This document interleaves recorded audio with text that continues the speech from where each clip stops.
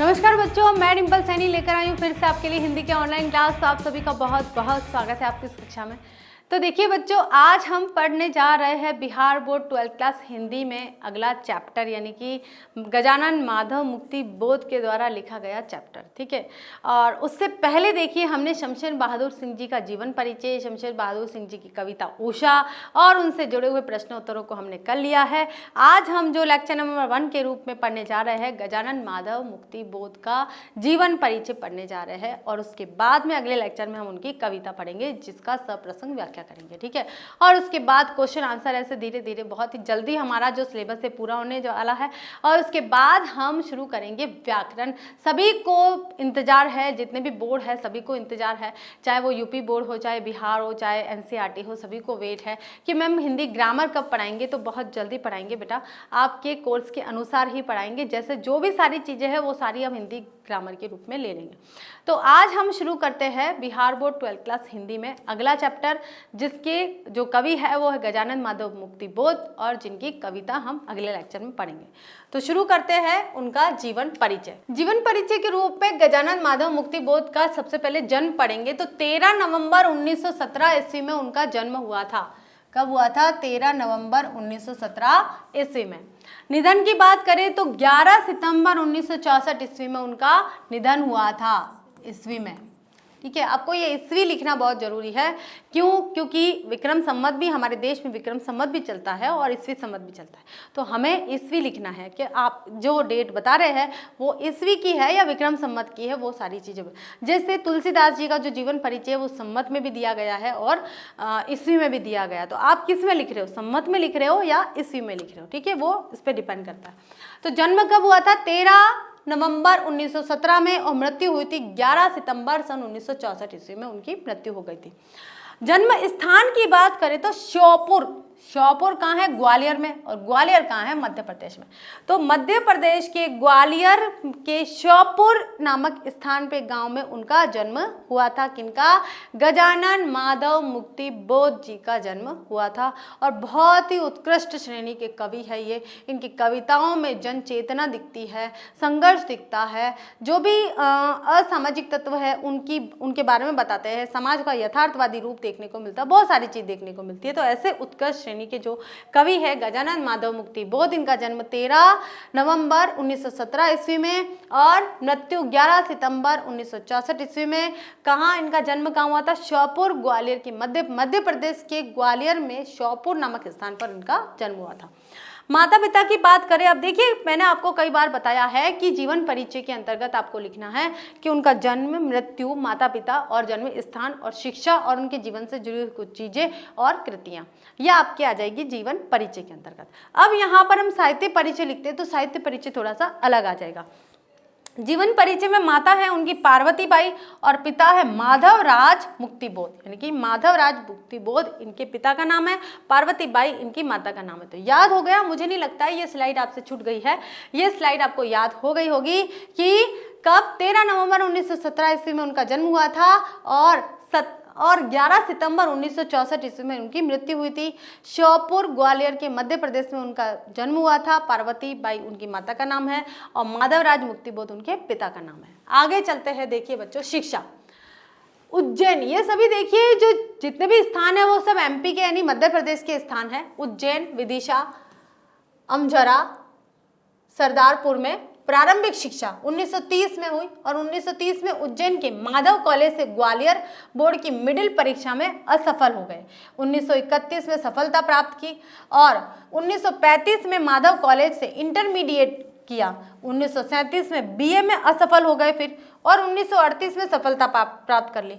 1953 में नागपुर में हिंदी से एमए किया उन्होंने। ठीक है, आगे देखिए, व्रती 20 वर्ष की छोटी उम्र में बड़नगर मिडिल स्कूल से मास्टरी आरंभ कर ली उन्होंने। देखिए 20 साल की बहुत छोटी सी उम्र में वे कमाना शुरू कर दिया था उन्होंने, मतलब नौकरी प्रारंभ कर दी थी, टीचर बन गए थे। तत्पश्चात सुजालपुर, उज्जैन, कोलकाता, इंदौर, मुंबई, बंगलोर, बनारस, जबलपुर आदि स्थानों पर भिन्न भिन्न नौकरियां मास्टरी से वायुसेना नौकरियां की।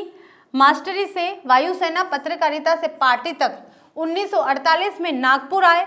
नागपुर के प्रकाशन तथा सूचना विभाग में पत्रकार के रूप में अक्टूबर 1948 से सितंबर 1965 तक रहे। ठीक है, पत्रकार के रूप में, एक पत्रकार के रूप में वे कहाँ पर 1948 से मतलब अक्टूबर 1948 से सितंबर 1965 तक वे पत्रकारिता क्षेत्र में रहे। फिर नागपुर में ही रेडियो के हिंदी प्रादेशिक सूचना विभाग में अक्टूबर 1954 से अक्टूबर 1956 तक रहे। तो यहाँ 2 वर्ष रहे, अक्टूबर महीना वही है, सिर्फ हमारा सन चेंज हो गया है। ठीक है, आगे चलते हैं। फिर नागपुर में ही रेडियो के हिंदी प्रादेशिक सूचना विभाग में अक्टूबर 1954 से अक्टूबर 1956 तक रहे। ये दोबारा आ गया है थोड़ा। 1956 में ही नागपुर से निकलने वाले पत्र नया खून का संपादन किया उन्होंने और 1958 में नया खून से मुक्त हो गए। ठीक है, 1956 में उन्होंने नया खून का संपादन किया और 1958 2 वर्ष बाद वे यहाँ से अलग हो गए।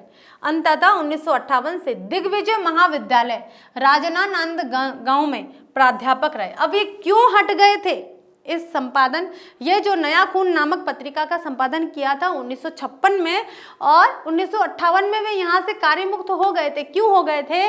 क्योंकि दिग्विजय महाविद्यालय में जो राजनांद गांव में था वहां पे वे प्राध्यापक के लिए चुन लिए गए थे, इसलिए वे नया खून पत्रिका से 2 वर्ष बाद अलग हो गए थे। ठीक है, आगे देखिए उनकी कृतियां देखते हैं। अब कृतियों में सबसे पहले आया है तार सप्तक के एक कवि थे। अब तार सप्तक की जब भी बात आती है आप अज्ञे जी का नाम ले सकते हैं, क्योंकि प्रयोगवाद के पक्षधर प्रवर्तक कहे जाते हैं कौन? सच्चिदानंद हीरानंद वात्स्यानंद अज्ञे, और उनके द्वारा चलाए गए तार सप्तक में एक कवि गजानन माधव मुक्तिबोध भी है। तो प्रगतिवादी नई कविता के पक्षधर या प्रयोगवादी कविता के पक्षधरों में अगर नाम लिया जाता है तो इन कवि का नाम भी, यानी कि शमशेर बहादुर सिंह जी तो थे ही, उसके बाद में गजानन माधव मुक्तिबोध भी तार सप्तक के कवियों में से एक कवि थे। ठीक है, तो देखिए चांद का मुंह टेढ़ा है, भूरी भूरी खाक धूल कविता संग्रह, ये उनके एक कविता संग्रह है चांद का मुंह टेढ़ा है और दूसरा है उनका भूरी भूरी खाक धूल। तो इनमें बहुत सारी, एक एक संग्रह में बहुत सारी कविता है। ऐसा नहीं है कि 2 ही कविताओं का उन्होंने 2 ही कविताओं की रचना की, ऐसी बात नहीं है। एक कविता संग्रह का मतलब होता है कलेक्शन। कलेक्शन का नाम दिया है चांद का मुंह टेढ़ा और भूरी भूरी खाक धूल, ये कविता संग्रह है। काठ का सपना, विपात्र, सतह से उठता आदमी, कथा साहित्य है, कहानियां है ये इनके। कामायनी एक पुनर्विचार, नई कविता का आत्मसंघर्ष है। अब कामायनी किनके द्वारा लिखी गई थी आपको पता है? जयशंकर प्रसाद जी के द्वारा। अब कामायनी के ऊपर एक और नया विचार, पुनर्विचार कैसे किया जा सकता है, ये उन्होंने एक लेख लिखा था। ठीक है, और नई कविता का आत्मसंघर्ष, नए साहित्य का सौंदर्य शास्त्र, जिसका नया संस्करण अब कुछ परिवर्तित रूप में आखिर रचना क्यों नाम से प्रकाशित किया गया है। समीक्षा की समस्याएं, एक साहित्यकार की डायरी जो आलोचना है, ये सारी आलोचनाओं यानी समीक्षाओं के तौर पर ये किया है। कामायनी की समीक्षा की उन्होंने, नई कविता किस प्रकार से जागृत हुई है, नई कविताएं कैसे लिखने के लिए प्रेरित हो गए, उस पर समीक्षा की है। नए साहित्य का सौंदर्य शास्त्र क्या है, उस पर समीक्षा की है इन्होंने, जिसका नया संस्करण अब परिवर्तित हो चुका है और आखिर रचना क्यों इस नाम से प्रकाशित हो चुका है। समीक्षा की समस्याएं, ठीक है, और एक साहित्य की डायरी, ये सब आलोचनाएं हैं। तथा भारत इतिहास और संस्कृति इतिहास मुक्तिबोध रचना वाली 6 खंडों में प्रकाशित की गई है। नेमीचंद्र जैन के संपादन में राजकमल प्रकाशन से प्रकाशित हुई है। ये जितनी भी रचनाएं हैं, चाहे आप काव्य संग्रह देखिए, कथा संग्रह देखिए, आलोचना देखिए, जो भी देखिए, सारी चीजें मुक्तिबोध रचनावली के नाम से 6 खंडों में प्रकाशित की गई है, जो नेमीचंद जी के द्वारा संपादित की गई थी। ठीक है, आगे चलते हैं हम। अब देखिए, अगर आप रचनाओं की बात करें तो सारी रचना ऐसे न लिखकर पर्टिकुलर पूछिए तब तो आपको लिखनी पड़ेगी। अगर नहीं पूछिए तो आप लिख सकते हैं कि मुक्तिबोध रचनावली 6 खंडों में प्रकाशित है, ऐसा भी लिख सकते हैं, नेमीचंद जी के द्वारा संपादित की गई थी। ठीक है, गजानन माधव मुक्तिबोध 20वीं शती के उत्तरार्ध के हिंदी के प्रमुख कवि है, चिंतक है, आलोचक है और कथाकार है। कौन कौन है? प्रमुख कवि है, चिंतक है, सोचने विचारने वाले, चिंतक के रूप में भी उन्होंने कार्य किया है, आलोचक है यानी कि उन्होंने समीक्षाएं भी की है, आलोचनाएं भी की है और कहानियां भी लिखी है। तो किन किन विधाओं में? सबसे पहले विधा नहीं आती है तो एक काव्य पद्य आ गया, और यहाँ पर चिंतक, आलोचक और कथाकार, ये 3 विधाओं में उन्होंने अपना साहित्य लिखा है। उनका जन्म मध्य प्रदेश में हुआ, किंतु वे मराठी थे। हिंदी साहित्य में उनका उदय प्रयोगवाद के एक कवि के रूप में हुआ था और अज्ञे के द्वारा संपादित तार सप्तक के एक कवि के रूप में वे सामने आए थे, किंतु शीघ्र ही अपने कठिन जीवन और रचना संघर्ष के कारण उन्होंने अपना पथ अलग और स्वतंत्र कर लिया था। शैक्षिक दृष्टि से देखें तो गजानन माधव मुक्ति बोध कई बार असफल हुए थे, लेकिन असफलता हमारा जीवन तय नहीं करती है। आप ये मत देखिए, कई बच्चे असफल हो जाते तो निराश हो जाते, निराश होने के बाद गलत कदम उठा लेते। तो बच्चों ऐसा बिल्कुल मत करिए, क्योंकि हमारा जीवन बहुत बड़ा है। कुछ एक असफलता से हमारा जीवन रुक नहीं सकता है ना। हमें आगे बढ़ना चाहिए और आगे बढ़ना चाहिए, मेहनत करनी चाहिए। वे अपने रचनात्मक जीवन में युग की दो प्रधान वैश्विक विचारधाराओं अस्तित्ववाद एवं मार्क्सवाद के संसर्ग में आए। अस्तित्ववाद क्या है कि आपका अस्तित्व क्या है, और मार्क्सवाद जो वर्ग संघर्ष की भावना को लेकर था, उन दोनों के संपर्क में आए और विकट वैचारिक एवं रचनात्मक संघर्षों की प्रक्रिया से गुजरते हुए एक सच्चे मार्क्सवादी बनकर निखरे। यह सच है कि कोई भी जागरूक सत्यान्वेषी, सत्यान्वेषी कौन होता है? सत्य की खोज करने वाला, सत्य की खोज करने वाला।